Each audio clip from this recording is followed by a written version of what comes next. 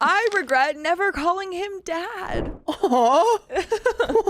I'm 18. I am not attracted to the same gender, but I wanted to confess something without getting closet guard comments. By the way, this comes from Pendant3, and if you want to submit your own stories, go to the r/okstorytime subreddit. I'm Angie. I'm Riley. I'm Keon. And we're here to give good advice goofily, but we don't have all the answers. We just know what we would do in this situation. So let us know what you would do in the comments. So OP says, I was a foster kid since I was a toddler. When I was 9, I met my new half-brother and sister. They were babies and they were fostered out to 2 men.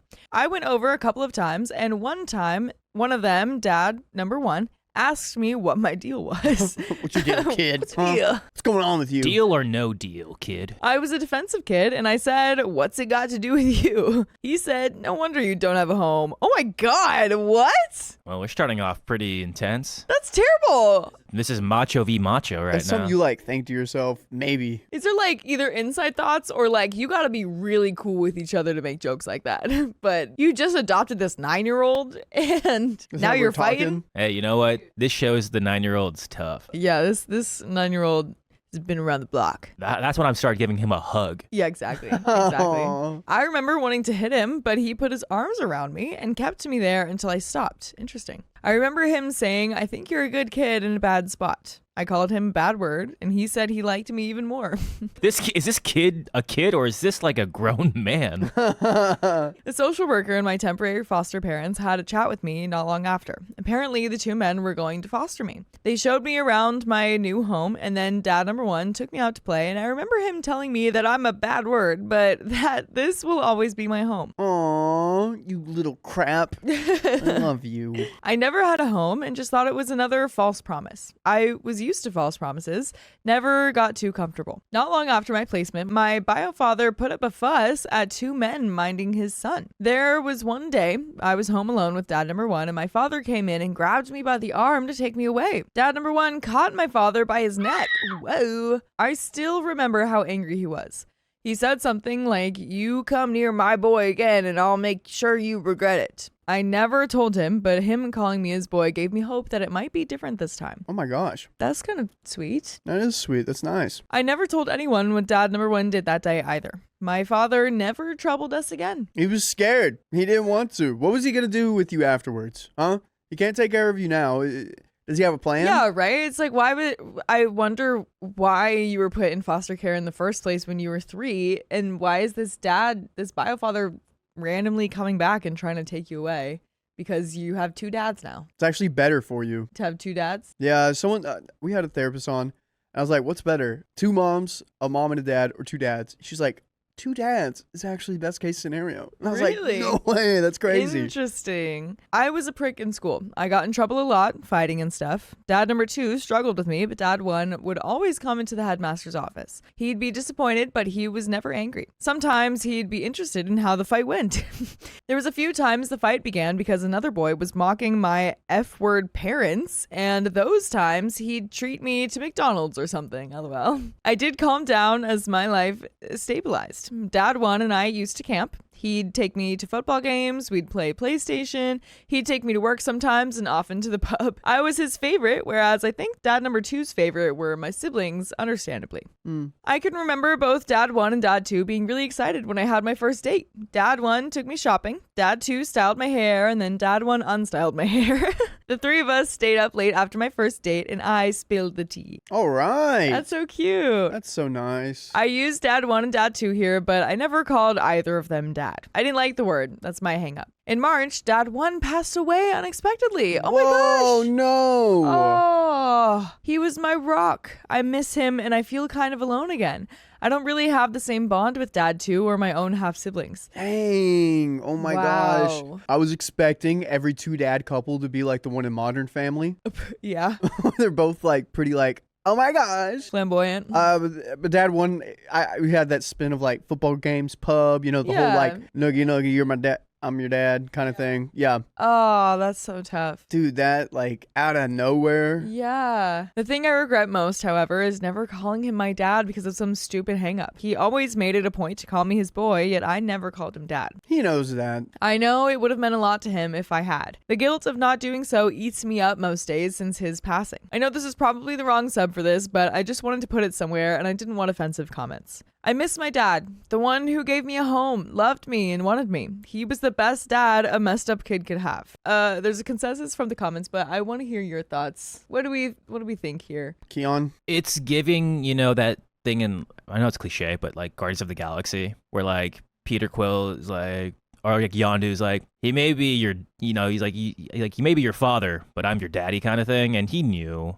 I feel like you didn't have to say it. Like, it was like you guys were spending so much time doing cool stuff. And yeah, it does suck you didn't say it. And maybe that's something you'll regret. But with all the cool moments and cool things that you guys were doing as with that relationship, he knows he was your daddy. It might not seem similar to some people, but like it feels almost similar to when like you lose someone and you have some object that reminds you of them, like some sort of necklace or hat or something like that, and then you lose it or it breaks or something like that. It's like, oh no, it's like losing this person all over again. But it's like, well, really though, that thing just reminds you of that person. You really just have like the good memories with that person. How I think it relates to this is kind of like, he knew that the love was there, know, like he obviously that would be a good gesture, sure, but he would understand, I'm sure. From what I heard from the therapist that we had on a while ago, that specializes in adoptions, a lot of times adoptive parents have to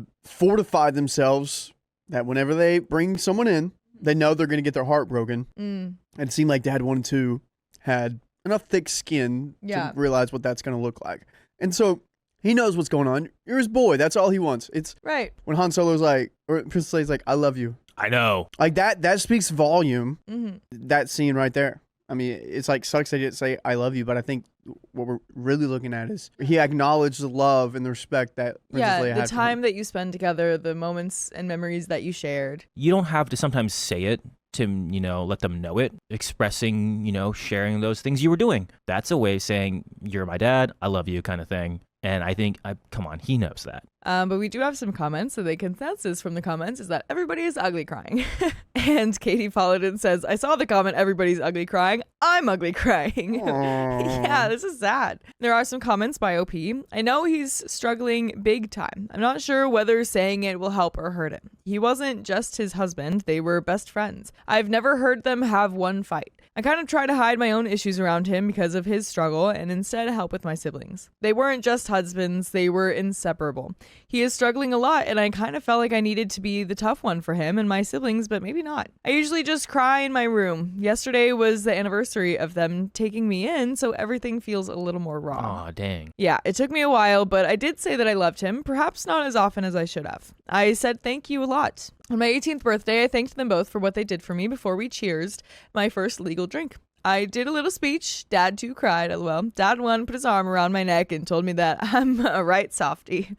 He and I were never the best saying our feelings, though. Okay, well then that's even more understandable. Like, from the little that you've told us about Dad 1, I feel like he's totally gonna be chill with you not saying He gets it. Write some letters if that helps. I hope there is an afterlife too, and he is reading it up from there. You're right, I probably became closer to the rest of my family. They are going through the same as me after all. Hopefully he's up there looking on. After his passing, I found out that he had a similar upbringing, although he was a little older. It's weird, but I could always sense it. He always understood. The thing that kind of holds me together is he always called me his boy, so I assume he knew it even if I didn't say it. Dad 2 is kind of struggling and I didn't want to burden him. I tried being the tough one. I do love Dad 2 too. It's just a different bond. He knew what it was like to have guardians who didn't care enough to do anything with me, which made me love Dad 1 and Dad 2 even more. Despite my regret, Dad 1 has given me many great memories. Strangely, I think I've become a better brother since his passing, probably to help Dad 2 more than any other reason.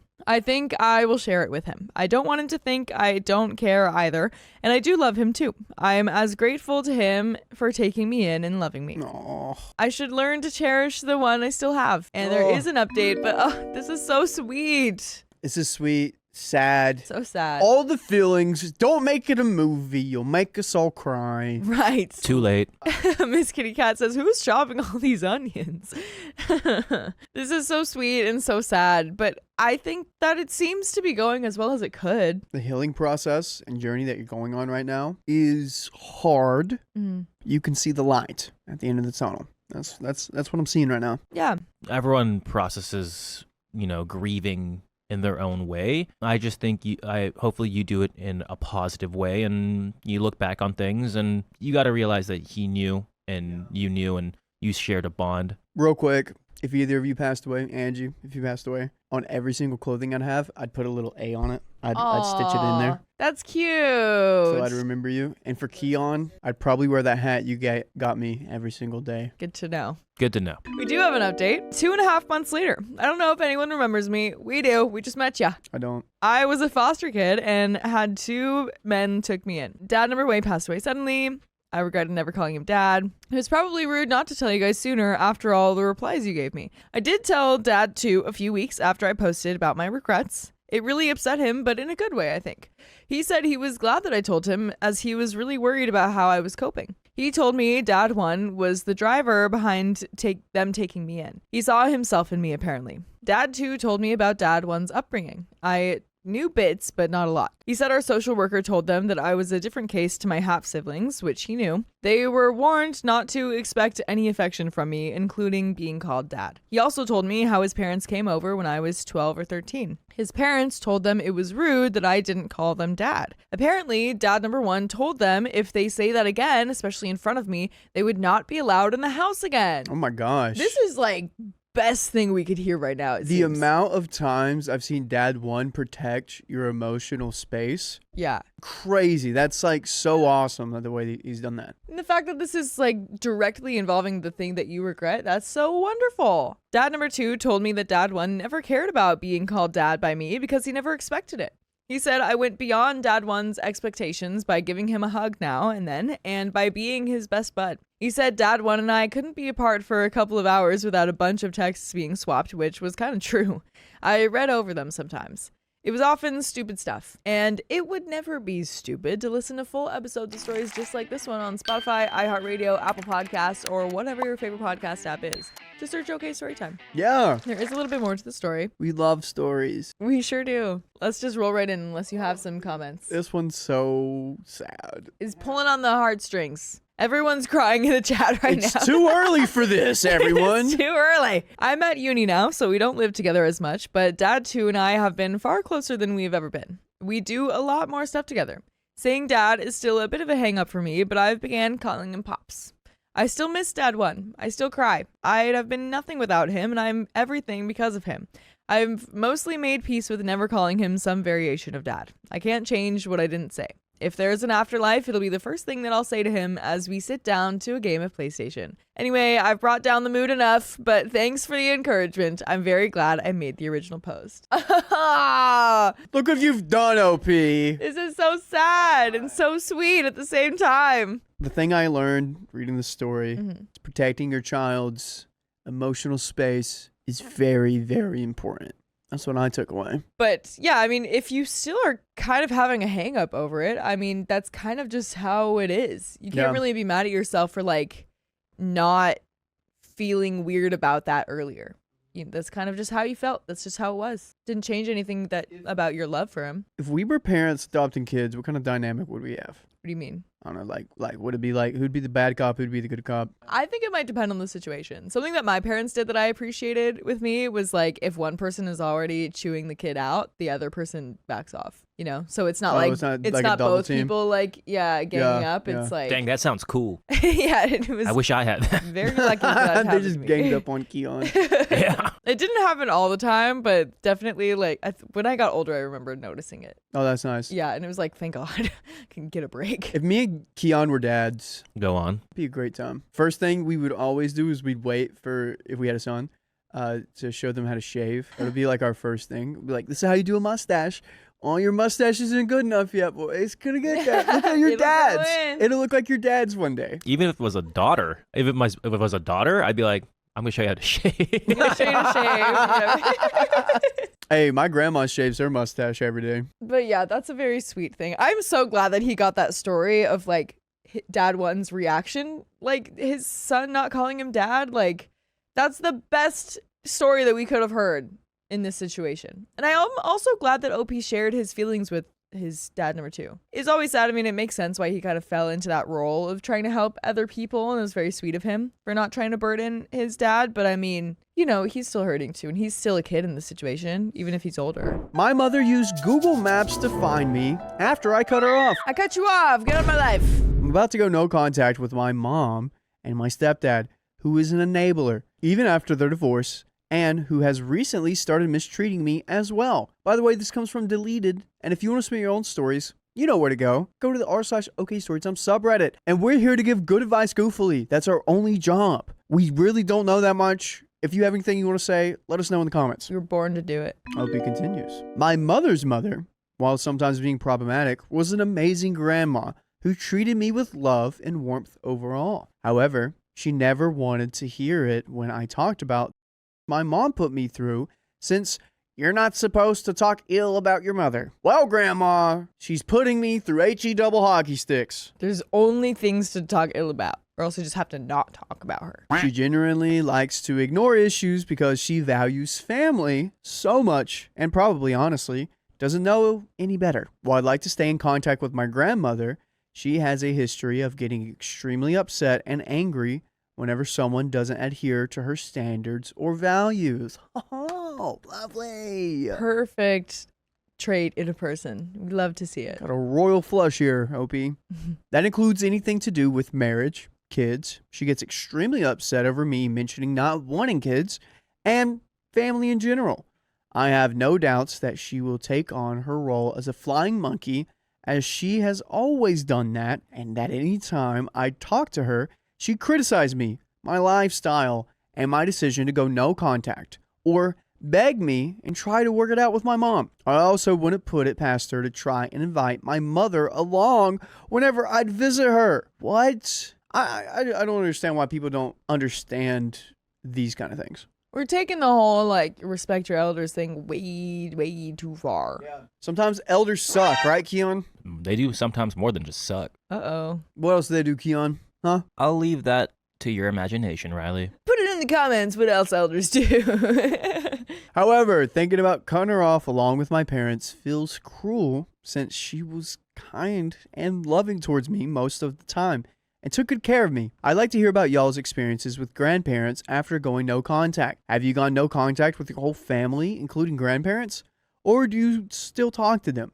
If yes, what was that like? And did they try to make you apologize or talk to your no contact parent? Huh. I kind of have a grandparent that I don't talk to, but we also aren't close. Like, it's not really because of, like, a dramatic situation. It's just kind of vibes. It's just they don't really have a tie to the family anymore, so we don't really talk. And I don't reach out. I feel kind of bad, but that's just how it is. I was going to say I went no contact with my grandparents. Really? I never knew them. Oh, well, I was never contacted by my parents. Unfortunately, They I were only not alive. I had my grandpa and my grandma on my mom's side, but my grandpa passed away when I was like maybe 4, so don't really remember that. My grandma's still alive, and I talk to her from time to time. That's nice. That's about it. Dude, Sammy Lee says, OMG, this sounds so familiar to my life. I'm currently no contact with my mom due to a physical confrontation over the summer. Ooh. I'm actually going to type it up and write it in a Reddit post. I also get but she's your mom. She's been sending her flying monkeys yesterday and today. Then I get a message from her asking for a truce. Oh, gosh. That is so complicated to navigate. Yeah, let us know in the comments, like, how you would go about that. Because I'm sure even if there's a reason for going no contact, there's some sort of state and level of grieving that relationship. Like, even if you don't like them and you don't want to be around them, you wish you would. You wish they would be someone worth being around. OP, it sounds like your foundation is with your family at the moment. To go no contact, you have to set up another foundation somewhere else. You should be set. It's going to be tough to set up that foundation with friends and everything, but you really do need that community support. Yeah, or you'll have some good time being alone and learning how to do that. I don't know. I feel like, especially with grandparents, they're from a different time, so like obviously they may have a different mindset and they don't believe in no contact or like putting up boundaries that, you know, may work for you. They're like, whatever, work around it kind of thing. So Yeah.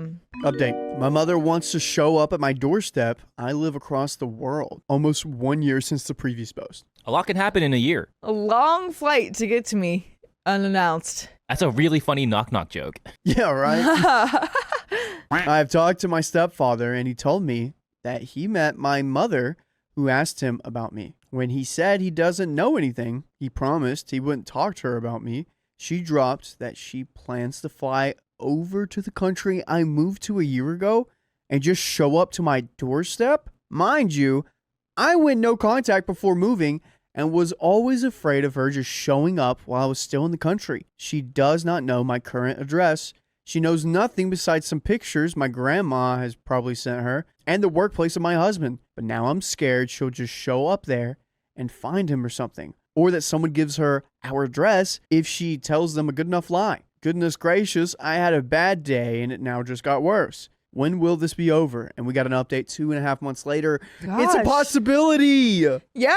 Oh. I mean, if she did all that, I would not be surprised. I would be shocked and upset if she did everything else, but I wouldn't be surprised. Hey, just Home Alone your house. Yeah, right. Booby trap that place. Gosh, that is so stressful, though. I mean, I wonder if you could. I'm assuming that eventually we're gonna find out that you were being tracked on Google Maps. And my advice will probably eventually be like change your password, get her off of there, all that good stuff, because you have to like approve that you're sharing your location with Google. So she probably logged into like your email or something and then did all that. But my goodness, that is truly so stressful. Restraining order if you need it. Nelda, I'm going to tell your grandson. My grandson better not go no contact with me.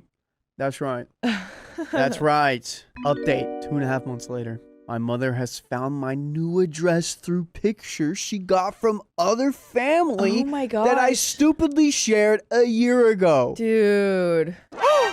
She used Google Street View to locate the buildings and found the exact address. I was gonna say she's like that one person who like sees GeoGuessr. She like saw the rock. She's like, that's the rock. See, that stuff terrifies me because if you have to do this, I feel like you have to do this just kind of in general now with the internet these days. But like if you have to be so careful to not show pictures of your house just to your family because your mom is gonna like do all this stalker crap. Oh my gosh. Yeah, I know that some people know where we live. That's Some people know where I great. live. I heard from my stepfather, they are divorced, and she doesn't know we still speak. That she has booked a flight for October and will try to find me. Oh my gosh. She also located my husband's workplace because he is listed on their website and wants to show up there too. I am shaking. I don't know what to do.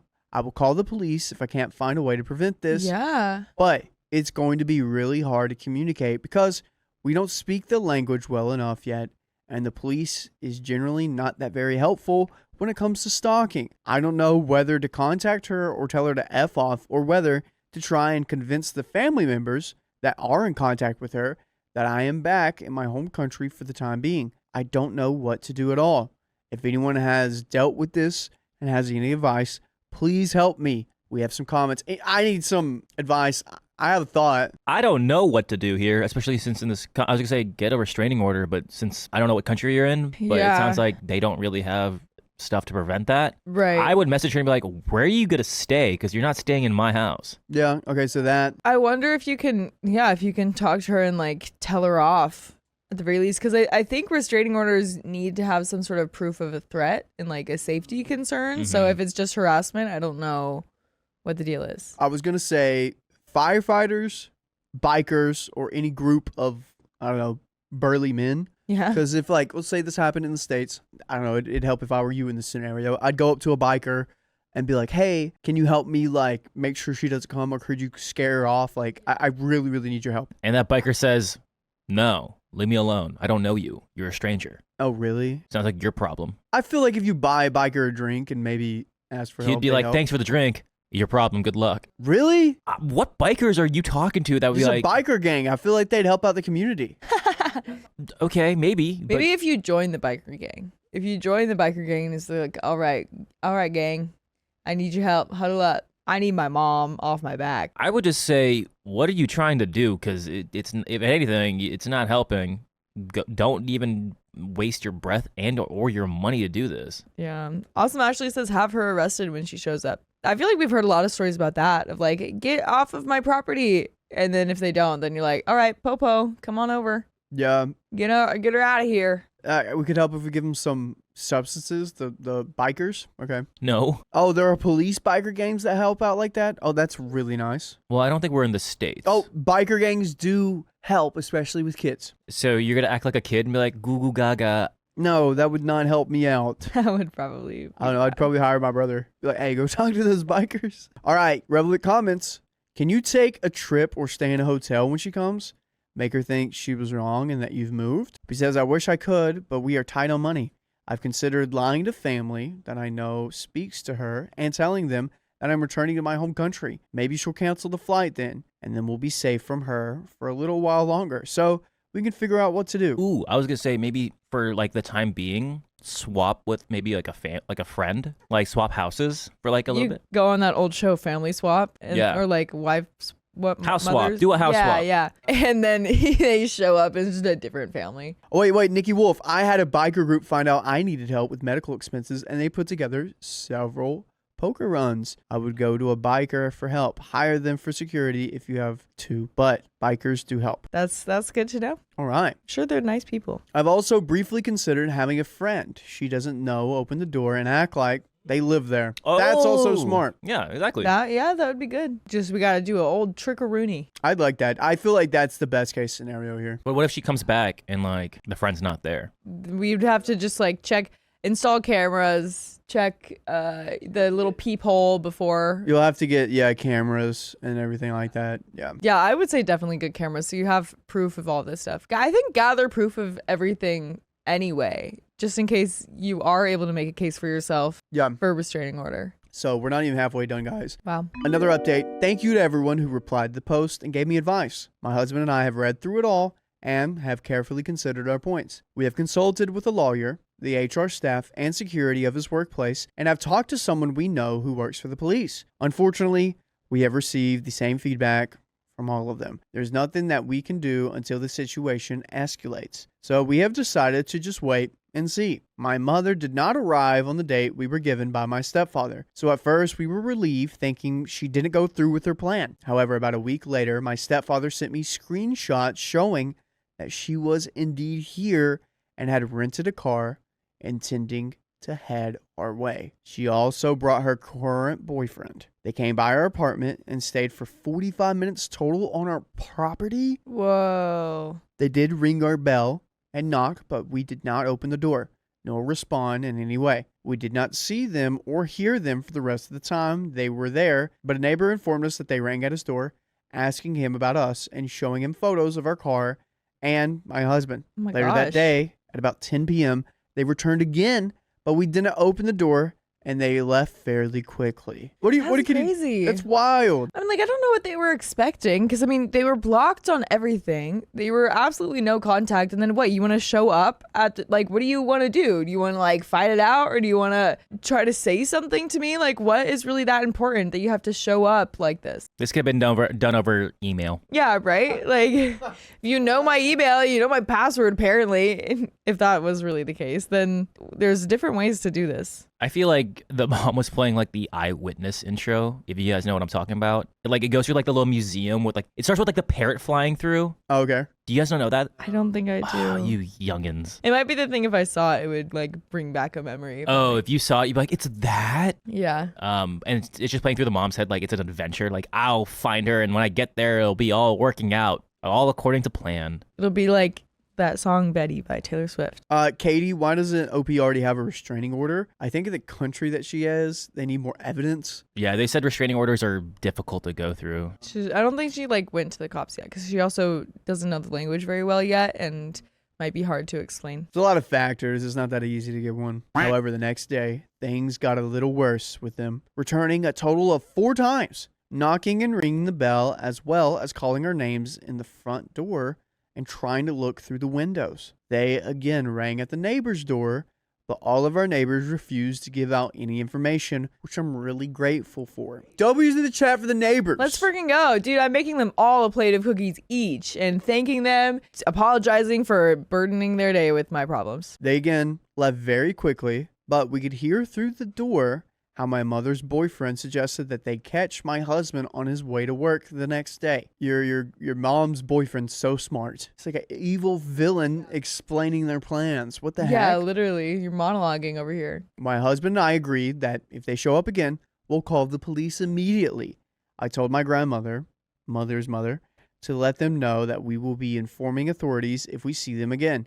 She responded by calling me cruel and stupid and saying that I'll have it hard in life, and asking why I had no problem letting my mother support me financially while I was still in school if she's so awful. She also claimed that my mother doesn't need an invitation because she's seemingly going on vacation. It's just vacation. That's all it is. She's not stalking you at all. She's not crossing insane amounts of boundaries. It's just a coinkadink. Yeah. Oh my gosh, you're in this country too? Imagine telling that to immigration. You're lying to immigration if you're saying that you're going for vacation. No, you're going for stalking. Yeah. You're traveling for stalking reasons. Long story short, I had to block her as well, which was painful because I have beautiful memories of the time I spent with her as a kid. Despite all, my grandmother seems to have passed on the message because they are nowhere to be seen today. They haven't ambushed my husband on his way to work, nor have they shown up on the property. They have not given up, though, because my husband got a message from an unknown number,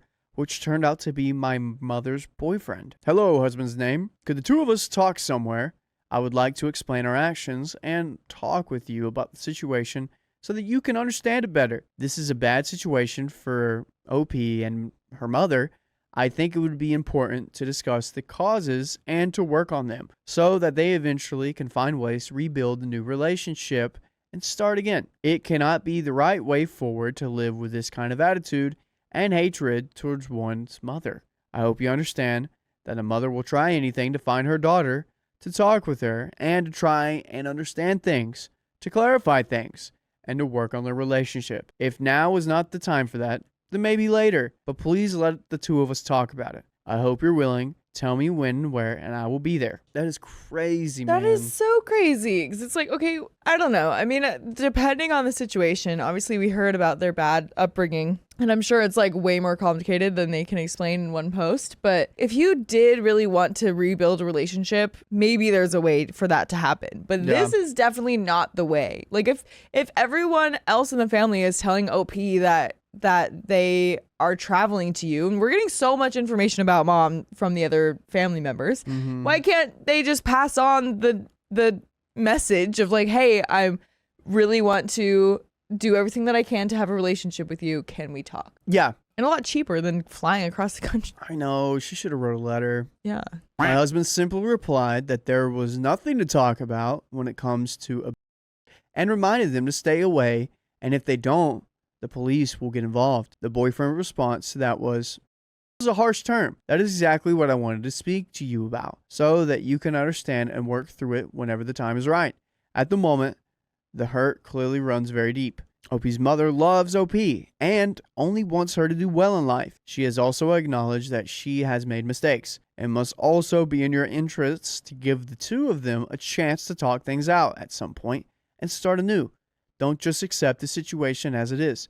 In the long term, ending this relationship and repressing things is the wrong path. Who said I was repressing things? I can process things on my own. It feels very manipulative. It seems like this guy's in a good place, but I'm not buying it. I'm just not. Not at all. You buying it, Keon? Even if it was free 99, I'm not taking that. She could have called or FaceTimed. I know that she's blocked. Like, to play devil's advocate, maybe she does really feel this way. And maybe she does just like wish that they had a relationship. But It really doesn't seem like she's taking any accountability for it. I mean, yes, that's what we're missing. Yeah, we're totally missing accountability. We're totally missing any sort of understanding. Like, you're already, before we're even talking, saying that a is not a good word, and you're telling me what I'm feeling when you don't know me anymore.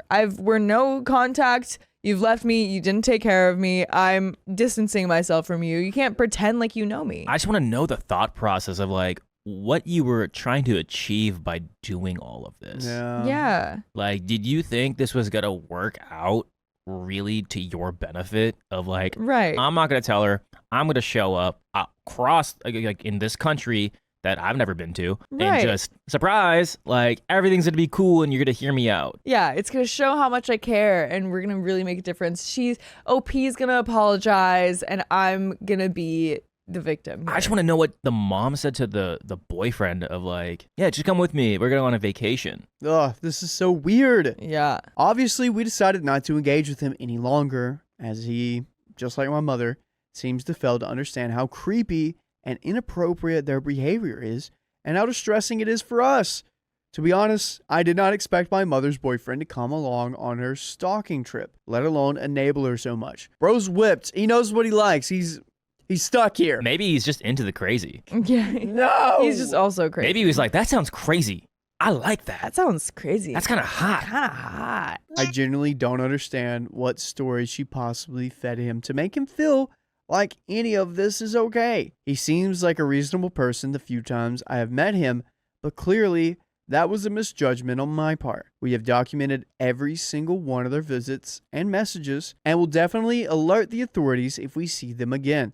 My husband's work is also informed on high alert, and we have received amazing support from everyone we know. Since they can't stay here forever, as they both have jobs and lives to get back to, I just hope it all will be over quickly and that they are gone, hopefully for good, in a week. It's all been really hard emotionally, as I, despite everything, am feeling incredibly guilty and sad, but also extremely angry. I can't imagine to start or finish anything right now as I feel on edge 24/7, waiting for the next ball to drop. I hope it's all over soon. We got an update. Oh boy. It sounds like it's about to be over with. Hopefully. I mean, there is a whole nother update. So It's short. mom gets entitled feelings from her mom, but no one owes their parents anything. Yeah. That is true, because at the beginning of the story, it was saying like, oh, you can't say that about your mom. It's like, well, watch me. Like, I'm gonna do it. I'm gonna do it though. Just try and stop me. Yeah. Update 4. Some of you have seen my posts about my mother, who has found my new address in the new country via photos I had sent to my grandmother and has shown up with her boyfriend. Well, since everything went quiet after threatening to call the police, we thought that it was over and they had left the country again. However, they can stop. No. I found a letter from her in my mailbox today. I kind of expecting it, considering that she has exhausted every possible way of communication in the past except this one. She should have started with this one, and please go to your favorite podcast platform, search up OK Storytime on iHeartRadio, Spotify, or Apple Podcasts. You can hear more stalker stories. We have like maybe 3 more out there. You have to find them though. I'm sure we've got more than that. Any predictions of what this letter contains? I think it's going to be, I'm going to leave you alone now. I think it's going to be like, well, I just wanted to make things right and you're not letting me. Yeah, I think it's going to be that vibe. a little accusatory. I'm feeling accusatory. Your poor mother. I just feel so sad without you in my life and I can't believe you're doing this to me. I'm just trying to be a good mommy. Yeah. Yeah, guilt trip. Ugh. Guilt trip, victimization. Take a trip back home. Get out of here. Pack your bags. Maybe it's like, you ruined my vacation. I spent so much money. You got to pay me How back. dare you? We were going to hang out and do all these things. Yeah. The letter was a very long apology letter with a plea to give her another chance. I've gotten variations of this in the past with a lot of self-pity, and it has always been very hard for me to read these. Ever since going no contact, I carry a lot of guilt inside of me. Before no contact and shortly after, she was cruel and unfair to me. But the more time passes, the more her messages and letters have softened, making it hard for me not to feel like a piece of crap after reading them. I genuinely don't want her in my life. I don't love her. I don't think I will ever feel comfortable in her presence, and I am forever damaged by the abuse she has put me through, fighting every day to lessen the effects of it, to even be able to approximate the kind of person I would have to be without all of this. I have severe anxiety, depression, and a panic disorder, and I'm still afraid of rejection to the point of physical pain. I am nowhere near who I am under the layers of trauma. Maybe anyone has advice on how to deal with this guilt or can give me a bit of perspective on this. Oh, that was a tough one to give advice on. Honestly, I'm glad you're standing your ground though, and her manipulation and guilt tripping wasn't working on you. I love this little village we got too. Everyone's like supporting you, making Yeah. sure no information's leaked. Yeah, you got people behind you. There's definitely people out there that have experienced similar things. I was watching like a interview on Drew Barrymore's show with Jeanette McCarthy. Oh yeah, Jeanette. Yeah, Yeah. Is that her last name? McCarthy? Oh, the one from iCarly? Yeah. I'm glad yeah. my mom. She has another book coming out. If you know what I'm talking about, they were talking about that kind of image of their mom, of like realizing that they both had like a mothers, and then they were talking a little bit about like feeling a kind of guilt of like defending their moms, like, yeah, they did this, but like she really only meant it like this or whatever. And I'm so glad that OP's not doing that, because that's something that they both said that they had to like get over and really acknowledge, like, no, this was harmful and this was not okay for her to do and act like. So yeah, I'm glad. So yeah, there's definitely people out there with similar situations. I mean, even people in our own chat have been in similar situations. So I am really just proud of you, OP, for sticking to your beliefs and your feelings and not letting her take over like she wants. Everyone, what's your biggest regret as a parent? I'd like to know. Whoa. Linda says, I've made mistakes Don't with my answer that. kids. You don't have to answer that. Please. You don't have to if you don't want to. I've made mistakes with my kids. I can only hope that they weren't so bad that my kids will ever stop talking to me. I let them know I'm here when they need me, but never intrude on their business. They've all grown and made their own life decisions. My mother-in-law abandoned me during a winter crisis. Couldn't have been a summer crisis. I, 23 female, and my fiance, 25 male, have been together for over 4 years. Oh, and we'll be 5 by the time we get married. I'm going to refer to his stepmom as mother-in-law because it's easier, even though we aren't married yet. By the way, this comes from Planning Queen, and this comes directly from the r/okstorytime subreddit. No way. And if you want to submit your own stories, go to that subreddit and we'll read them. And we're here to give good advice goofily, but we don't have all the answers. We just know what we would do in this situation. So let us know what you would do in the comments. So OP says, my fiance and I met while he was stationed near me during my freshman year of college. We are college sweethearts. Luckily, I graduated with my degree and my lease was up only a week before he got out of the military. So we were able to move to his home state together to start our lives. Key piece of information here. I am not from his home state, so I have no family or friends here outside of his. Before we moved here, I visited during holidays and spent a lot of time with his family. Mother-in-law and I became what I thought were best friends. Oh. We would go antiquing or thrifting together, go out to eat, gossip, etc. Keyword gossip. She's a fake friend. She'd always say I was a woman after her own heart and how I'm already her daughter. That's important for later. Safe to say, I thought we were a family. Also important, his family is very religious and preachy about living through the love and kindness of God. Now, getting to the incident. My fiance and I stayed with his dad and stepmom in their shed on their property while we found jobs to get our own place.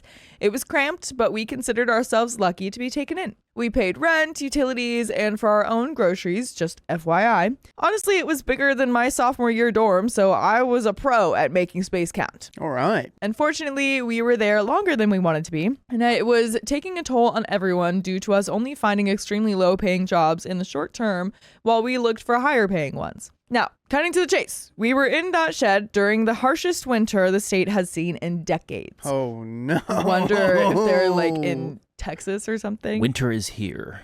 We kept losing power even with 2 inches of snow, which was quite a shock for me as I'm from a northern state in the US where there were feet of snow that made me late for school growing up. The worst of these mother-in-law incidents happened in February. Yeah, I'm guessing you're in the South. We do not know what to do when the snow hits the ground. Really? It's like, oh, school's out, snow day. Just stay in, and it's Yep. just like barely there. Yeah, it's like it's not even sticking. That's so funny. Well, because I'm sure if it like snows enough, then it's like, well, we can't just not go to school for the rest of the semester. You know what I Thus, mean? the northern states, they know how to handle that. They just stake it out. My fiance left early in the morning for work as a security guard, as well as his dad, who was a volunteer firefighter helping stranded people. I woke up to the sound of mother-in-law getting the smaller kids, 10 male, 5 male, and 5 female, in the car and leaving, which I didn't think anything of. At this point, I didn't know we had lost power. Eventually, after I dragged myself out of the cozy warm bed and into the frigid air, I realized it was so cold because the heater wasn't running. In the next few minutes, I realized no one was home except me. I texted mother-in-law and she said she took the kids to her parents' house where they have heat and running water. This is a place that I've spent time at enough that we exchanged Christmas gifts, if that tells you anything. Okay. I had never felt so uncared for in my life. I was alone as a guest in a house that wasn't mine, and I had no idea what to do. I felt I didn't have autonomy over their house to do anything like find the generator, which I didn't know how to operate anyway, and was locked in the garage somewhere. I just sat in their house with a full sweatsuit on, fuzzy socks, my winter coat, and under blankets. I decided to text my family in another state because I didn't know what else to do. To my knowledge at the time, the entire city was out, including businesses and gas stations. Oh my gosh. Oh, yeah, you can't call her then if that's the case. Because I would, like, try to have a conversation with her. Yeah. See if there is anything you can do. Well, she did, which is so strange. Like, she did call her and message her, and she said that she's at their parents' house, but it's like, well, can I come? Can I, like, can you pick me up? Can I meet you there? People are weird like that. Coming out here to LA, not a lot of people are welcoming. Like, when it's like, oh, you need some food, oh, this, all that. Whenever I ask people, hey, you need anything? They're, like, shocked. They're like... Yeah, but I would say those type of people aren't from LA. The ones that Are, like, not welcoming. they aren't or are from LA? They are not. Oh, Are interesting. you welcoming? Yeah. We try to be welcoming. That is something that is different, though. I feel like out here, if someone offers you something, it's like, no, because you don't want to, like, bother them. But then in some places, and probably most places, it's like, no, it would be rude to not take what they're offering. Yeah. You know? And then I always have such a mental war in my head when stuff like that happens. Safe to say, they were as shocked and livid as I was. Later, after my fiance and father-in-law realized I was essentially abandoned with no heat, running water, and just granola bars, there was a huge blow up when my dad, who is a hothead, confronted father-in-law about my situation. I did not know he was going to do that, and talked with him later about his behavior making things worse. Even worse, during that incident, my fiance and I were following father-in-law to his friend's house, who allowed us to use his shower in heat. Not a good situation, and I was crying out of sheer anxiety. The next day, we all, fiance, father-in-law, mother-in-law, and I, had to sit down at the dining room table to discuss what had happened. I apologized to father-in-law for my dad's behavior and stressed that I did not know that he was going to do that and had discussed it with my dad about it. Then I voiced my feelings about the day and what led to my dad reacting that way. Now, mother-in-law's response was not what I was expecting. She said, "You're an adult and I have no obligation to you." Fair. But ain't this your house? Yeah, it's like, it's no obligation, sure, but that's not really what I'm talking about. I'm talking about that it was rude as frick. Yeah. Like, you took My feelings are hurt. Like, it wasn't that, like, when I first read it, I honestly thought that she took them to school, like all the other kids to school. But the fact that she just took them out of the house because it was too cold there, and then you left someone there, like, even though she's an adult, like... A game plan, strategizing, something. Yeah, you gotta look out for your guest and your family. I was flabbergasted. Yes, I am an adult, and she has no obligation to me, duh. No one owes anything technically, but it wasn't about obligation to me. To me, we're family. We care about each other. You don't abandon people you love to freeze with no way to help themselves. My family would never do that to my sister's boyfriend or even a stranger. I would never do that to even my worst enemy. This was a citywide and honestly statewide crisis. My grandma, who is as strongly Christian as them, criticized them in our group chat for preaching so much about caring for your neighbors and then doing this to someone they called family. She never apologized and doesn't feel guilty. She had done other things before, like leaving me out of plans I invited her to originally. I just have never been able to look at her the same. My heart is still broken about losing the relationship I thought we had. This winter is coming up again, which is maybe why these feelings are resurfacing so strongly. My fiance agreed with me at the time, but thinks that I should have let it go by now. I just don't know how to. Her 40th birthday party just happened, and it took everything in me to focus only on the good things to write a sweet message in the guest book to her. It felt so shallow, and I felt so heartbroken. By the way, I would feel heartbroken if you didn't listen to full episodes of stories just like this one on Spotify, iHeartRadio, or Apple Podcasts, or wherever else you listen to your podcasts. Just search OK Storytime. There is a little bit more to the story, but yeah, I would feel betrayed too. I thought you would want me to be warm too. Literally, I mean, if you didn't want to be in a house that had no power in this cold time. I know for a heartbeat, if I was at home for Christmas and you were with me, Yeah. and we had like a little shed we were in, Yeah. if it got cold, my grandma's gonna be calling us up. Hey, you and Ed, you should come down here and stay warm Totally. in our 90-degree cabin Right. that they keep at 90 degrees all the time. Always, no matter if it's winter or summer, it's 90 degrees in there. It's hot. It's more like 72, 70, You got 76 degrees. You got old but- joints you gotta take care of. Oh my gosh, dude. I just like, oh, it's warm.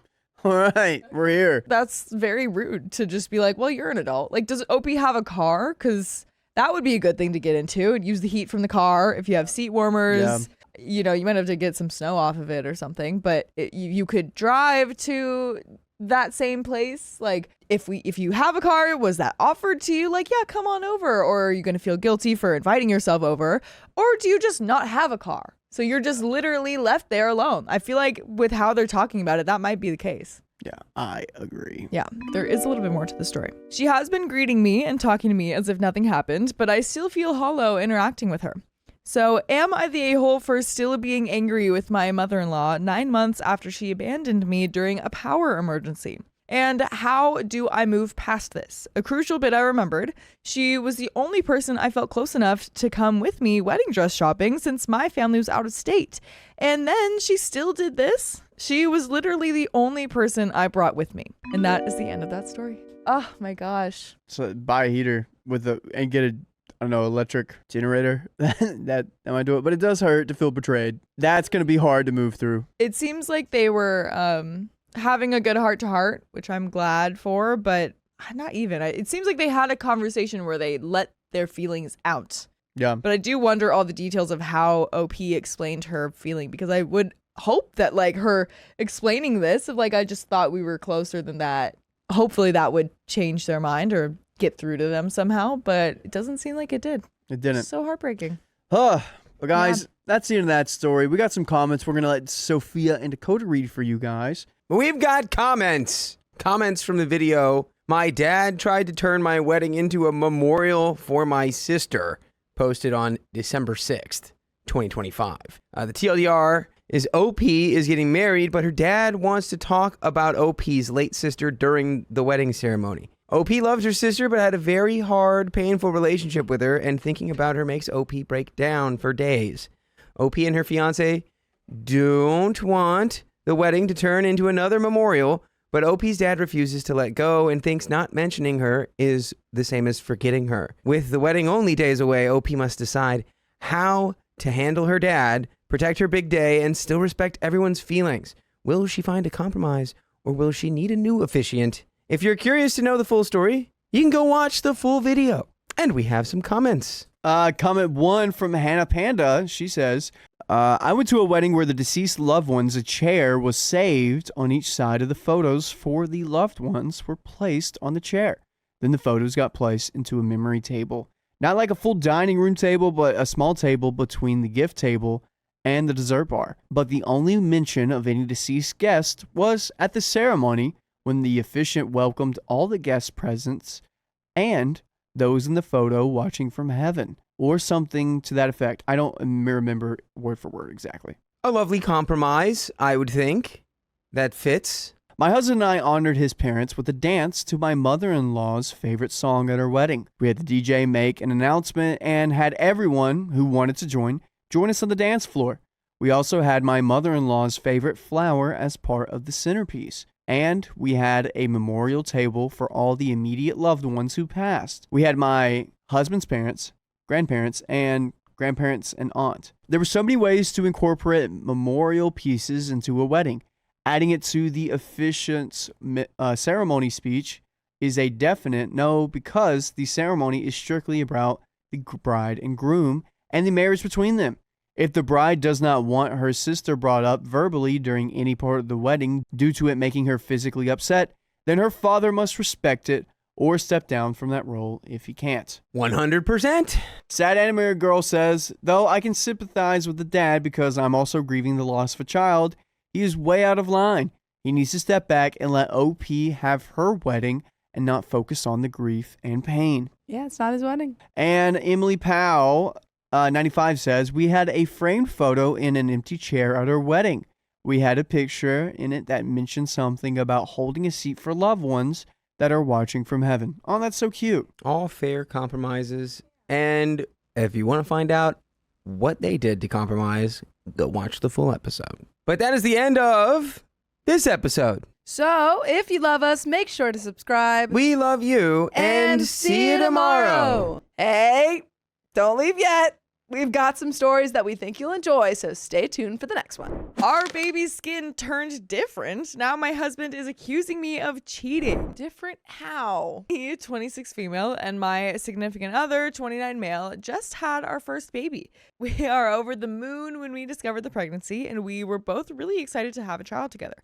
We wanted to get married next year, and everything was going great. We were happy. By the way, this comes from Wrong Race Baby Throw. And if you want to submit your own stories, go to the r/okstorytime subreddit. So, we both look very white, pale skin, blue eyes, brown and blonde hair. However, my great-great-grandpa was black, and some of his features have popped up here and there in our family.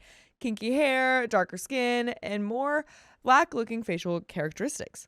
My significant other knows this and has seen some of my adults and uncles and cousins who have these features. I, however, don't have any myself, and neither does my mom. Our daughter was born 5 days ago, and I guess she just got all the dormant genes in me because she's really dark-skinned compared to us with really curly hair. I think she's adorable, but my significant other flipped. He accused me of cheating and that the baby couldn't possibly be his.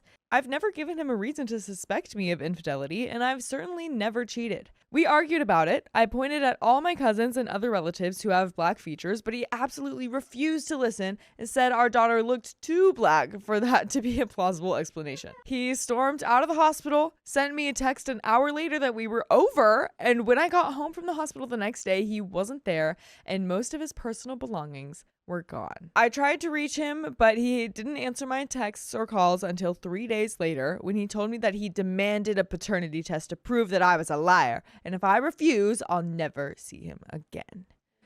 I'm completely broken down and hurt over this. For our entire relationship, he's been so sweet and rational. This is completely unlike him.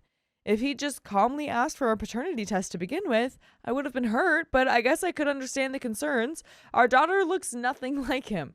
But I don't think our relationship can survive this, even when I proved to him I wasn't lying. Should I go through with the test or just cut my losses here and raise her alone? And there is an edit. I decided to get the test done. I'll update you all when I get the results. I'm still angry, but I guess I understand him a bit better now. There are some relevant comments.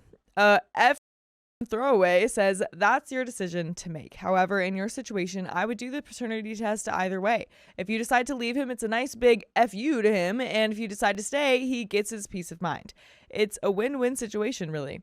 I'd be hurt as F if my significant other accused me of cheating, even though I've never shown any signs of it. However, I don't know how I'd react if I had a white girlfriend and the baby came out black. This is probably a 1 in a million type of situation, so I really can't say anything else about it. It's not a 1 in a million type situation. Yeah, like, the baby's not black. This the is a baby different- has like it's seemingly like more Afrocentric features because OP's family does. Exactly. It's like, this isn't just a situation where like the whole Yeah. family is White white and as all can of a sudden be, that and comes then- yeah. out. Like that, you know, Yeah. sure, I would raise some eyebrows at that, but Yeah. but like this But then is I'd a be like, different oh situation. wait, let's look at OP's entire family and be like, right. oh yeah, I can see where those features. It's like being, Yeah. like having two, like you're married to a person that has completely straight hair and you also have Right. straight hair, but your entire family has curly hair, Right. and then your kid has curly hair, yeah. and the husband's like, how does the kid have curly hair? Right. And it's Or like, like red hair or something Yeah, like that, and the yeah. parents don't have red hair. It's like, well, skips generations, guys. come on, let's can- do some. We can just do a little haha about this and be like, oh wow, haha. Yeah, Doesn't look anything like me. yeah. But it's still my child. Jersey Blue Claw says that you're going to need a DNA test for child support, so you may as well get one now. What you choose to do about the relationship is up to you, but you're going to need the child support. OP responds, wow, I've been so caught up in this whole drama and taking care of the baby that I hadn't even thought about child support. You're right. I'll get the test done, if only to make sure that the baby gets the best life possible.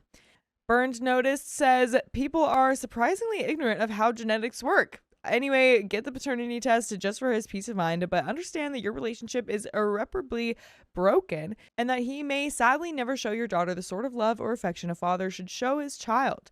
This is a heartbreaking situation. I feel most for the baby and you, of course, but that little girl is going to face a lot of challenges in life looking like a black child to white parents. Talk to your more black-looking relatives about this and do research on how to talk to your daughter about her ancestry and prepare her for some of the more stupid, bigoted, ridiculous things that people are bound to say. OP responds, yeah, I imagine things are going to be hard for her, but at least she has a loving mom and a family who can relate to her.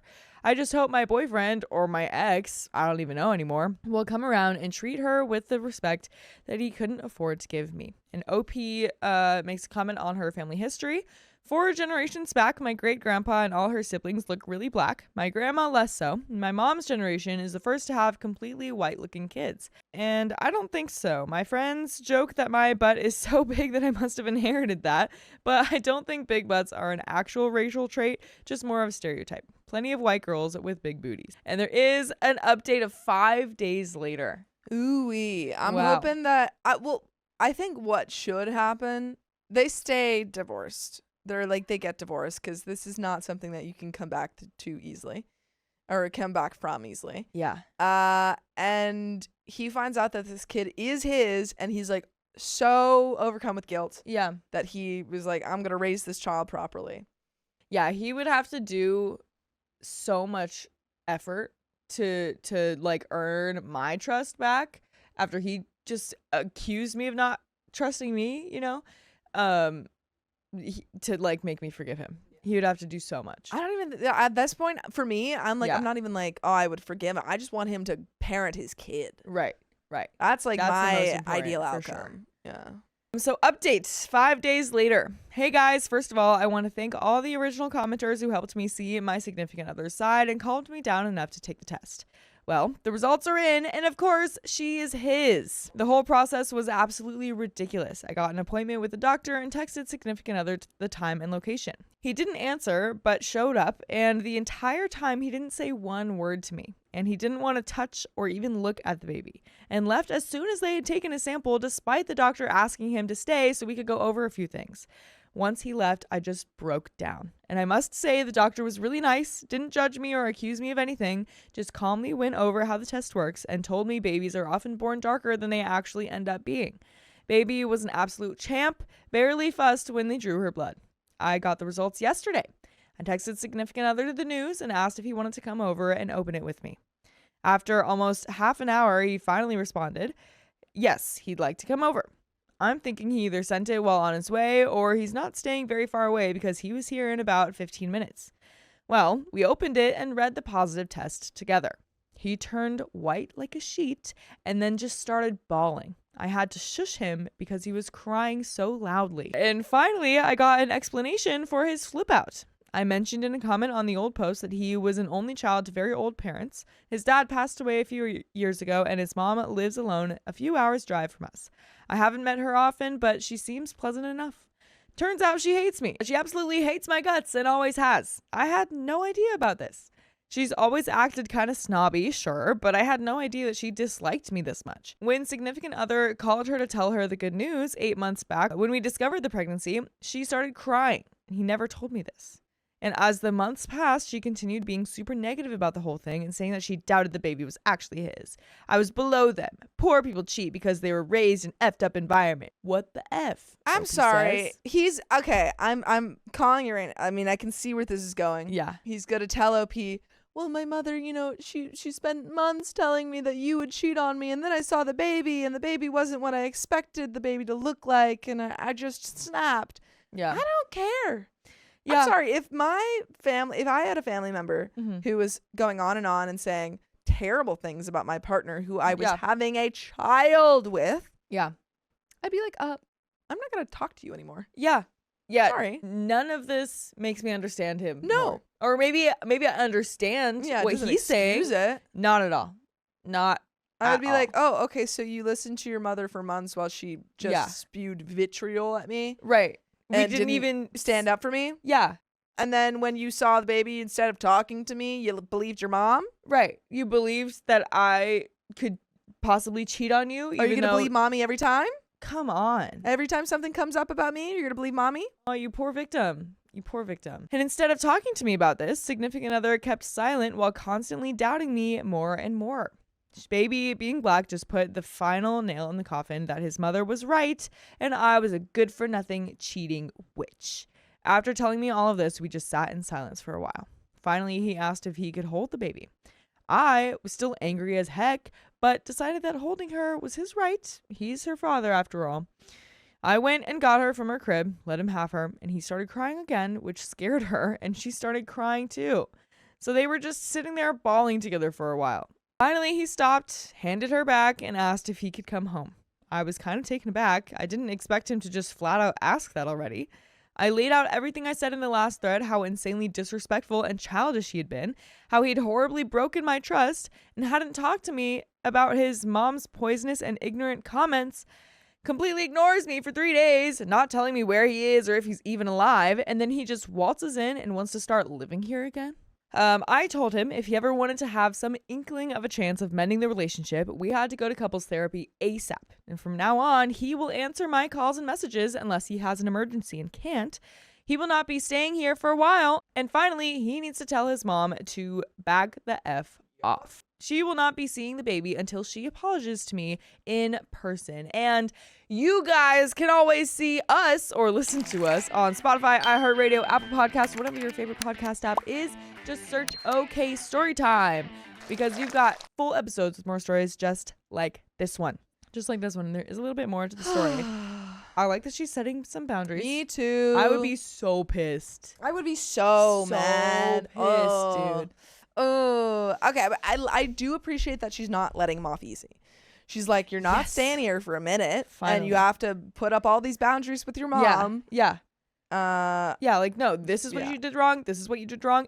Like, the entire past few days have been terrible, and you need to fix that. And also, I think he needs to do some, like, inner self-work because he had a lot of thoughts on his baby daughter. About her race and like how she looked. And I feel like you need to really, really question your internal biases. Yeah. Because you're about to parent a child who does look darker than you. And there are, like the comment said, there are going to be people who question that, people who make comments about her. Do you know how to take care of her hair? Because it seems like she has curly hair. You know, like you have to be on top of this. Yeah. Because you already let your biases take you away from your newborn daughter. But there is a little bit more to the story. He immediately agreed and finally told me how sorry he was for this whole fiasco. I'm not sure if I can forgive him for this, but I'm gonna try. We had an amazing life before this, and I hope that with a lot of work, we can have it again. My significant other also finally told me that he was staying in a hostel, but it's not very expensive, so he can stay there for a while longer. The baby is doing great considering how many stress hormones she must have been drinking from me these last few days. Her hair is falling out, but the doctor told me that it was normal and babies often lose most or all of the hair that they're born with. I'm hoping her new hair will grow in blonde. That would make her even cuter. Thank you all for your help on the last thread. My mom agreed with many of you and thinks I'm absolutely nuts for trying to work things out, but I think it'd be best for everyone if we at least give it a shot, especially the baby. And that is the end of that story. My husband asked to be poly, so I'm divorcing him. Well, that's up to you guys. I, 26 female, and my husband, 27 male, have been married for just over a year and together for 4. We spent a long time before getting married talking about what we wanted out of being married, so I thought we were on the same page about all the important things. I do love him very much. He's sweet, helpful, and generally my dream partner. Until last week. By the way, this comes from FarSafety9543, and if you want to submit your own stories, go to the r/OKStorytime subreddit. So, out of the blue, he sat down one night and said he wanted to talk about something. I thought it was just something minor he was frustrated about, or a bad day at work or something. Instead, he talked about how he found out that his best guy friend and his wife are polyamorous. He and his friend have been talking about it more, and he thinks he might like to try it and wondered what I thought. I felt instantly sick to my stomach. We've always had great spicy sleep life, and he's never given me any reason to think he was interested in anyone else. I told him that I'm not interested in being in a polyamorous relationship. I want to be monogamous with him for the rest of my life. If I had stopped there, I don't think it would have gotten so bad. But then he asked if I would read about it and then decide. I said no. I already know how I feel about it. He asked if I would at least think about it, and for some reason that just did something to me. Like instant revulsion kind of upset. I got up and told him that I was too upset to keep talking and that I needed some space, so I would sleep in the guest room that night and we could talk later. Ever since that night, I had the biggest ick anytime I saw him. He kept trying to backtrack, but I know he meant what he said about wanting to be polyamorous. It's not so much that he brought it up, it's the 2 other asks after I already said I would never be comfortable with it. It's like that didn't matter to him. He thought he could convince me, and it makes me feel awful. What else is he going to pressure me about if I say no? And if he already wants to sleep with someone else, how can I ever trust him not to do it behind my back? I'm still sleeping in the guest room, and I'm thinking of just asking for a divorce now, when it would be simpler to divide everything up and go our separate ways instead of waiting until years down the line when I get my heart broken. He could go do whatever he wants, and I could find someone who just wants a good, solid, monogamous relationship with me. The idea is unaliving me, but I feel like it's going to hurt no matter what I do. While I do still love him, I don't think I can ever unhear or unsee my husband asking me for an open relationship, and the idea of him touching me makes me feel ill. He's upset and frustrated that I'm punishing him for asking a question, but I honestly don't know what he expected to happen. There is a part of me that thinks maybe divorcing him is being overdramatic, but also the ick is so strong that I don't have much hope of getting back to where we were. Am I the a-hole? And there is an edit and an update, but what do you think? Think you're the a-hole? No. It's not like he just asked, like, hey. Can we think about this? No, he Yeah. said, can we think about this? And you said no. And he said, can we think about this though? And you said no. And he right. said, but can you think about this? Yeah. And you said, I hate you now. Right, because this also isn't like, hey, like, let's start a business. You know what I mean? It's not like, hey, can I cheat on you? yeah, right, exactly. Because it's like some people, you know, just are polyamorous and some people aren't. Yeah. That's really all Yeah. it is. It's not a punishment for not being polyamorous. Like, if he wants to go find someone who wants a polyamorous relationship, for Yeah. sure. Yeah. But you don't want that. Yeah. So if he does it, it is cheating Yeah, this because isn't. you don't want that. Exactly. It's not a punishment. He's just trying to play the victim. Yeah. Edit. Gosh, this is a lot of replies. I'm reading through them as best I can. I'm going to take the advice to get an STI test, and my gyno is going to work me in today for that. I don't think he would physically cheat, but better safe than sorry. I do think there is probably someone he's interested in, probably. Possibly his friend's wife, or maybe even his friend. He's never expressed being bi, but that doesn't mean he isn't. I don't know them very well, so I can't speculate on their role in all of this. I'm going to be charitable and assume that there are no machinations from their end, and he just picked this up from his friend and ran with it. I want to be clear that I'm not ignoring him. We can talk about whatever else is going on, but I'm not ready to continue this conversation with him, and he knows that. I want to be calm for that, and his behavior is not really conducive to a sense of calm right now. Every time he brings it up, it makes me a little more disgusted with him, but he seems intent on digging the hole instead of letting things settle.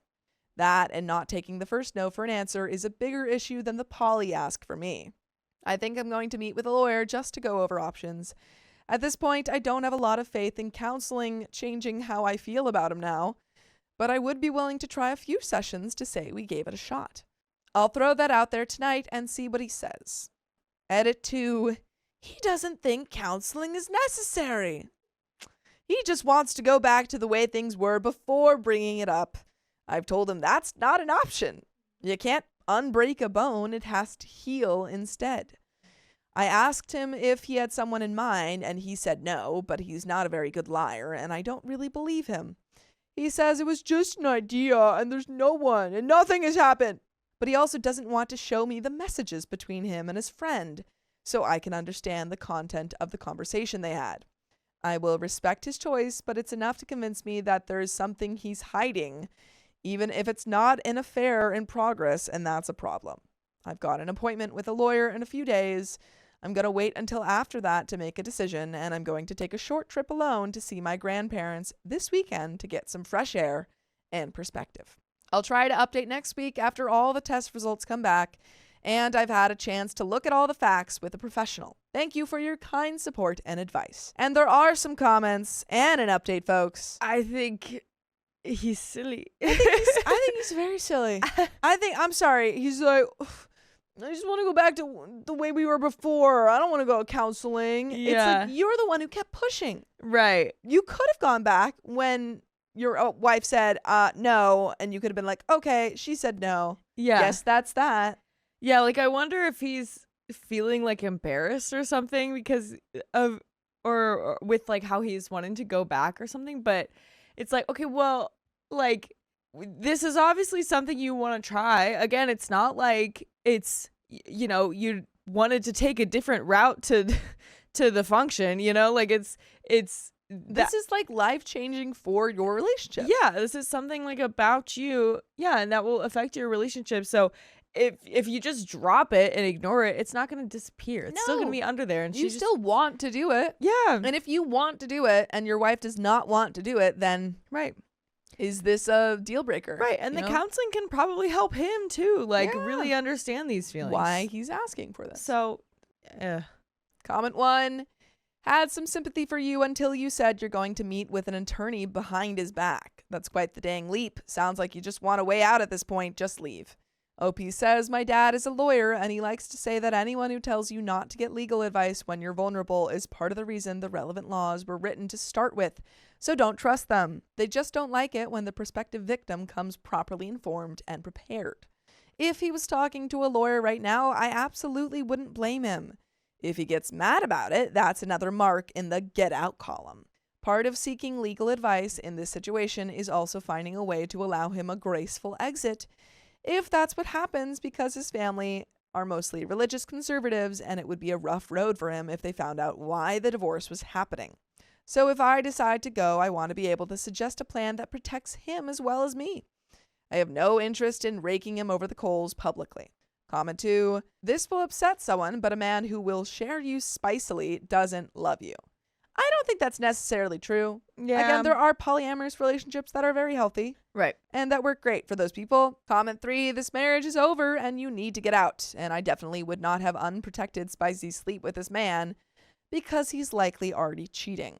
OP says, I don't think spicy sleep will be a problem right now. I don't even want to be touched. But I probably will take some advice from the thread and get an STI test to be on the safe side. Comment 4. These comments are out of pocket.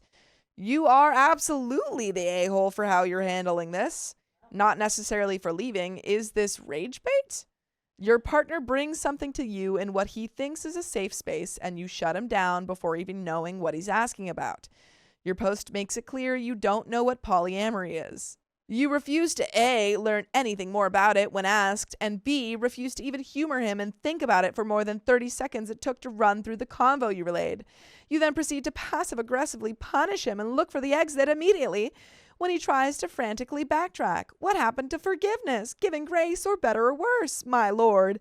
How you should have handled this. Gently but firmly told him that you were against the idea of anything other than monogamy, but that because you loved him, you'd read a little bit more about the lifestyle and really consider it. Then read an article or two, and as soon as the next day, once you guys have both had time to sleep on it, told him, look, I read X, Y, and Z thing about it as a favor to you, but I'm still wildly uncomfortable with it. After sleeping on it, I can assure you I'm not ever going to want something other than monogamy. So the same exact thing, just longer.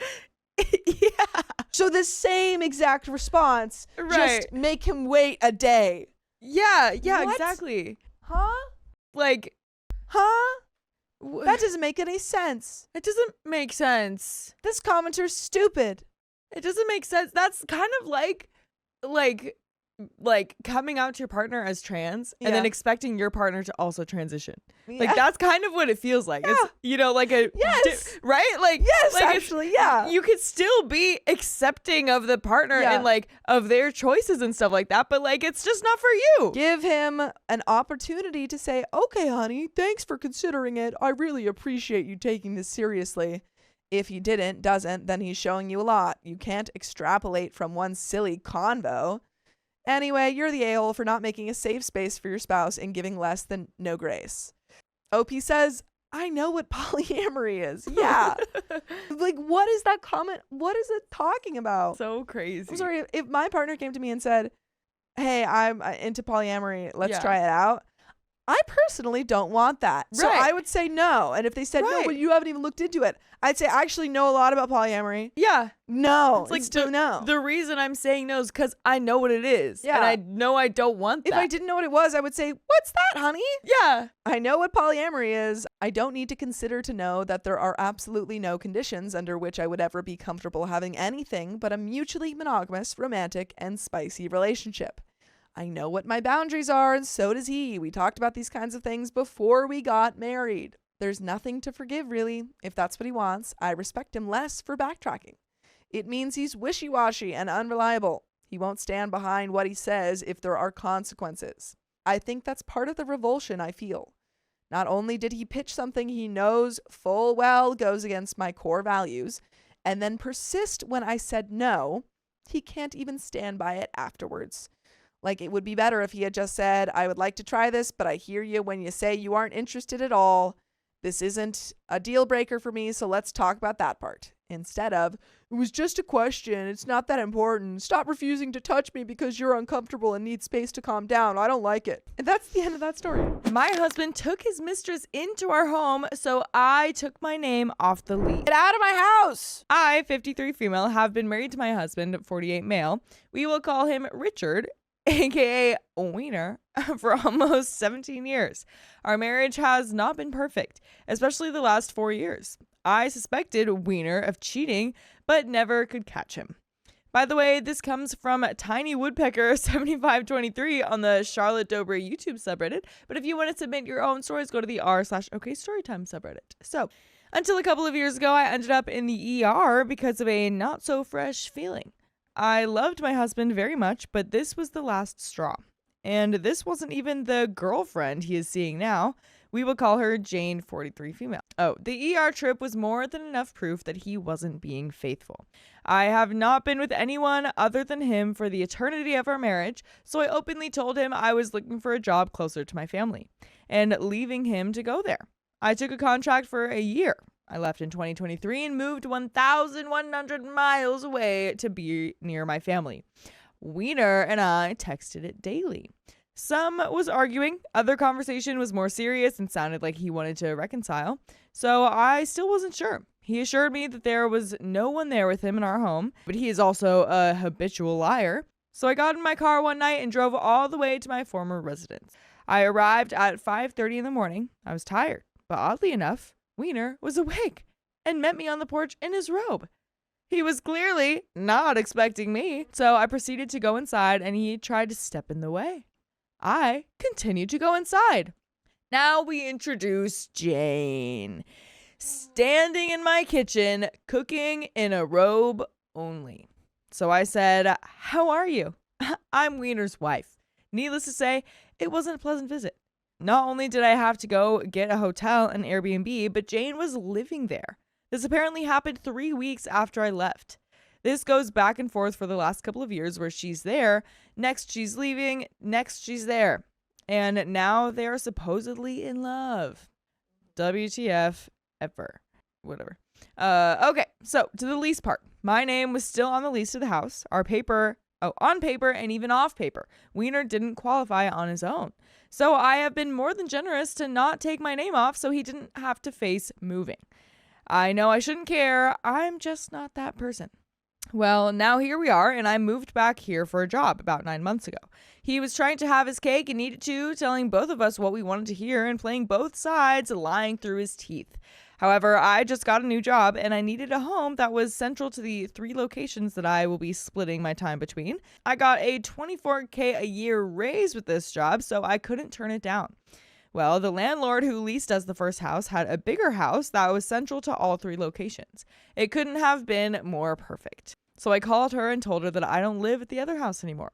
I applied for this house and I am standing in the house typing this to all you potatoes. She has known me for 10 years and knows that I will take care of my responsibilities and this house. So now Wiener is pissed off and he can now be referred to as Richard Noggin. He has started telling everyone that I did this on purpose because I'm trying to make him homeless.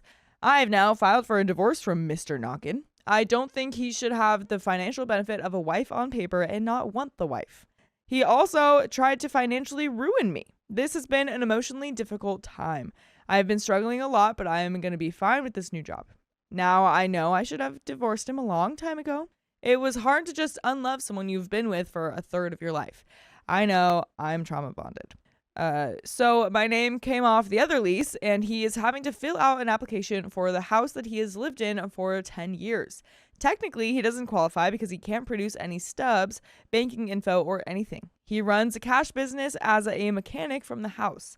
So now he said that I knew what I was doing and wanted to put him out in the street. Am I the a-hole for not keeping my name on the lease to be the financial cushion my husband thinks I should be for him and his girlfriend? No. Yeah, definitely. No, definitely your not. husband's cheating on you and then was like, well, I'm going to keep all of this house and stuff and keep cheating on you and you're going to be fine with it. No. Right. Absolutely not. No, this is he doesn't want you. Yeah. He doesn't want you. Divorce. Not enough to put in the actual effort to treat you right. And not cheat on you. Yeah. So of course you're just going to leave and take your money.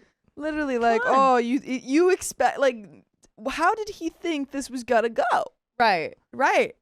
Oh, you want me to be homeless. No, I want you to not be in my life anymore because you cheated on me. I wanted you to be monogamous, but you didn't want that apparently. Couldn't handle that. Couldn't handle that. Now you get to deal with being alone. Exactly. Opie says, I don't think I am, but that's how he is portraying it. I finally have the courage to stand up for myself and not let him walk all over me. So am I the a-hole? Thanks. And there is an update. First, I want to start by saying thank you for all of the support and the advice that was given. I have read each of your comments and suggestions and have actually done a couple of them. I'm continuing my counseling, and I have been a lot braver this week when my soon-to-be ex has continued to F around and find out. So here goes the drama for the last few days. As of June 30th, my name officially came off the lease. My landlord was more than happy to take it off, and she also signed me a new lease for a nicer, bigger house that was much more convenient to my new job. My soon-to-be ex has been blowing on my phone, whining on how he has to come up with pay stubs, and he is already late on his rent, and why couldn't I leave well enough alone? What the heck?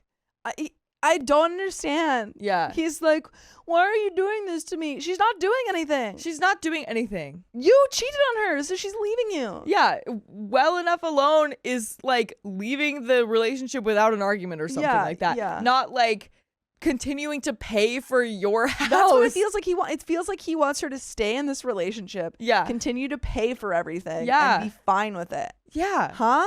He even went as far as to threaten to get me fired from my new job. So I took a restraining order out on him, and it was granted. He cannot call, text, speak, or be within 500 feet of me anytime, anywhere. And he thinks that I will be financially responsible for any damage that he causes to the house. Well, it's F around and find out time because the state that I live in now has a law that legally states that I am no longer responsible for anything to do with the home that he and his girlfriend are now completely responsible for. I am a protected person according to the protective order and am absolved of any and every responsibility on that with him. Yay. Also, he cannot pester me at work, cannot call my job or come on to the campus, or he will be arrested immediately. So thanks for all the encouragement. I definitely pulled my big girl britches up and looked up a few things in order to start completely removing him from my life. The process has been started. Thanks again. And I know for sure that I am not the a-hole. He now has to learn to fend for himself and grow up. He is not my problem. And there is a second update. Ooh-wee. I hope it just says, he's really not my problem. Yeah, right? Because that last update seemed like it wrapped up pretty nicely. Yeah. But I don't know what's going to happen It better here. be good still for OP. Update number 2. I am getting moved into my new place, and in the other post, I was answering someone about whether I thought the girlfriend was going to go on the lease with the soon-to-be ex, Richard Noggin. Well, I received a phone call. She is not all that excited on going on a new lease with him for any length of time. Matter of fact, she only wants to go month to month. Soon-to-be ex is crying that I've ruined his life, and she is tired of hearing the whining. Apparently, I'm not so sure if this is true, She had no idea that I was still on the lease, which she questioned him extensively about. He made up all kinds of excuses as to why, but the truth is that he doesn't qualify on his own to get a lease. He needed my financial credentials. She told him to get a job. She also is telling me that she is figuring out exactly why I left in the first place. My response to her was, after 17 years, don't you think that I would have had a really good reason to leave after that long? There are two sides to a story, and somewhere in there is the actual truth. So the conversation was really interesting, and after she got some answers to her questions, it ended peacefully. But I surprised her when she started to tell me things about the two of them, and I cut her off by telling her that they were not my concern. It was between the two of them, and I didn't want to know. But now the girlfriend is in jail. Why? She got caught taking security tags off of things in the store, and then when her name was run by the police, 2 felony warrants. Apparently, the warrants are for not showing up to court, and it has been so habitual, there is no security bond available. 2 $10,000 cash only. Ooh. Wow. Ooh. You really think that OP is the one who's going to make you homeless? Yeah. Yeah, dude. Come on, man. Now your affair partner's got $20,000 of debt. Oh my gosh. Yeah, maybe that's why she was so like peeved about him not having a job and not being Yeah, able I to was like, I pay for it. need you to have money. Yeah, I was like, I can't afford this, so Yeah. you have to. So I think she'll be stuck there for a minute. By the way, you can get stuck listening to us on Spotify, iHeartRadio, Apple Podcasts, whatever your favorite podcast app is. Just search OK Storytime. We've got full episodes with more stories just like this one. Heck yeah, we do. Get on over there. There is a little bit more to the story, but what a mess. So over there. messy. OP, I think it's just you divorce him, Yeah. which you have, or you are, Yeah. and leave him well enough alone. Exactly. Whenever he comes crying to you, block. Yeah. We don't have to engage with him. Right. You've already got the restraining order. Yeah. That's just extra drama that you just get to Mhm. hear about of what Exactly. they have to deal with. Yeah, you and gotta not go, you. wow, that's crazy. Yeah. Not my problem. Not my problem. My opinion or my observation is this. It's almost the first of the month. Who is coming up with rent for him? Not me. As I've learned with this entire situation, what you put out into this world, whether it be goodness or by being a terrible person, it has a way of coming back to you. And when it comes around, boy, does it. So, I am settling into my new place, new job, and new life. Sounds like the other two have a lot to work out, and I love saying, not my problem. Thank you to all in this group who have commented and supported this journey. I continue to pray daily, and I am proud of all I have accomplished. One day at a time. I am living my best life and being the best I can be every day. Thank you all again. And that is the end of that story.